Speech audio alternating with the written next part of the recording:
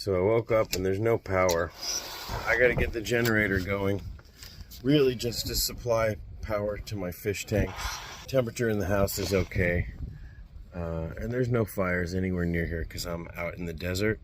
I wanted to do an update this morning, today, because the rescue so far had been fine. After I get my generator going, I'm going to check and make sure everything's fine over there too. But my heart goes out to everybody with all this devastation. There's going to be a lot of rebuilding, a lot of trauma, and we're really only beginning to see what the effects really have been.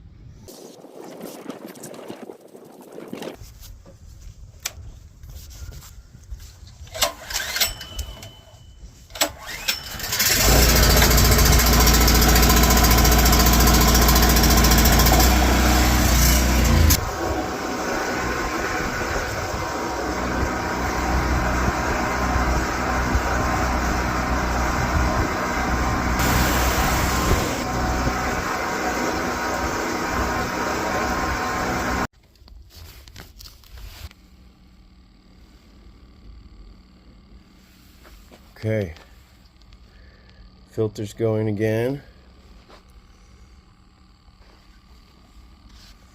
Lights are on. Power's out here, but the generator's still working. I always keep frozen water bottles, some pretty big ones, for putting in a cooler when I'm on the road.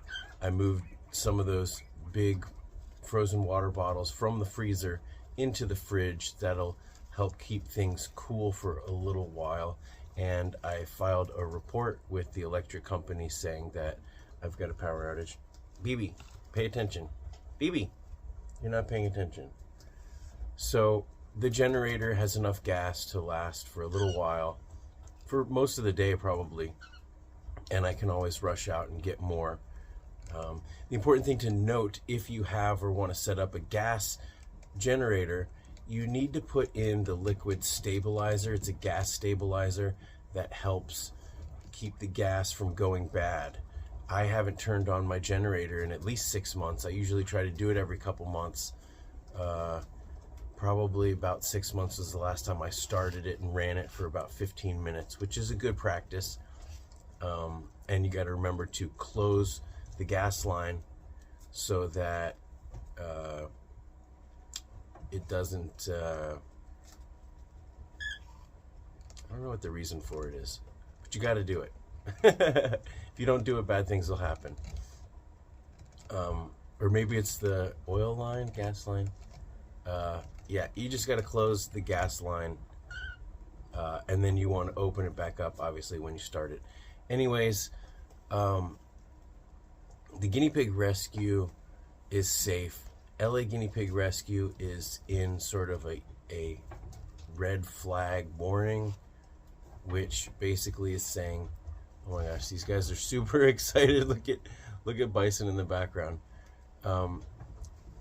Basically, there's high winds, there's a potential for heat and other various conditions which are not favorable and conducive to potential wildfires. So at this time, there isn't a wildfire anywhere relatively close to the LA Guinea Pig Rescue. There are a few fires in between, like if the rescue's where BB is, there's a couple fires if you're looking on the map here and here, but they're miles away. And the way the winds work, LA Guinea Pig Rescue yesterday at least wasn't really in the path of much smoke. It was extremely windy, but I was still able to get 2 piggies adopted yesterday, so I'm very happy about that. That said, LA Guinea Pig Rescue and Southern California Guinea Pig Rescue want everyone in the local area who may be affected by these evacuation orders to know that they can reach out either to them or to me directly. My generator is, I'm able to charge my phone, keep my phone charged, so you can reach out directly through the contact page on my website. and I can reach out to whoever is appropriate about a place to house your piggies or other small animals. So that's something to consider, and I'm grateful to them for offering that. These are scary times, and not having a place makes it even scarier. But this is a wake-up call to all of us, and to all of us everywhere around the world, that, you know, climate change is not political. And if you think it is, you need to get your head out of your butt, or out of the sand, or out of whatever, because it's January and we're having fires. This never happens, and this is the worst fire in the history of Los Angeles, the worst fire event, because it's multiple fires. And for all of you conspiracy theorists out there, I saw a lot of people online saying this must be arson, because how could it be that there's multiple fires breaking out? Well, we're having extremely high winds, and a lot of the infrastructure is old. A lot of the power lines are above ground power lines.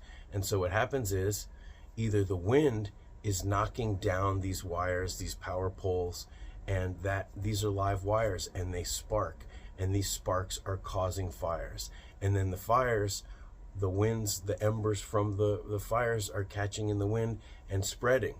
Okay, so once you have a lot of fires, and you have high winds, and you have electric grid disruptions, and it's obvious. That's not to say that there may or may not be people that are starting fires, but they don't need any help, because Mother Nature is doing this. And this is just a wake-up call to everybody in every climate, susceptible to every emergency, that you got to have a plan. And if you have a plan, you got to reassess your plan. Like today, I was thinking, I probably need an electric power bank, like a big one that's like a generator size, because the gas power one is fine. It's also just a hassle to go outside and run all these lines. And if and a gas power generator must be run outside. I think that goes without saying, but maybe not for some people. But gas power generator produces carbon monoxide and all these awful fumes, has to be run outside. And you want to make sure that it's not near an open window. And so an electric power bank can give you all those same benefits, and you can keep it inside. So, and they have them in all different sizes. The smallest gas power generator is still pretty big and pretty clunky. It's good to have both, but I'm thinking I'm gonna probably invest. I've looked at them before, but I think now's the time to pull the trigger on that. That's why we have an emergency fund. It's to do things like that. Now, I pretty much said everything that I wanted to say. I'm safe out here.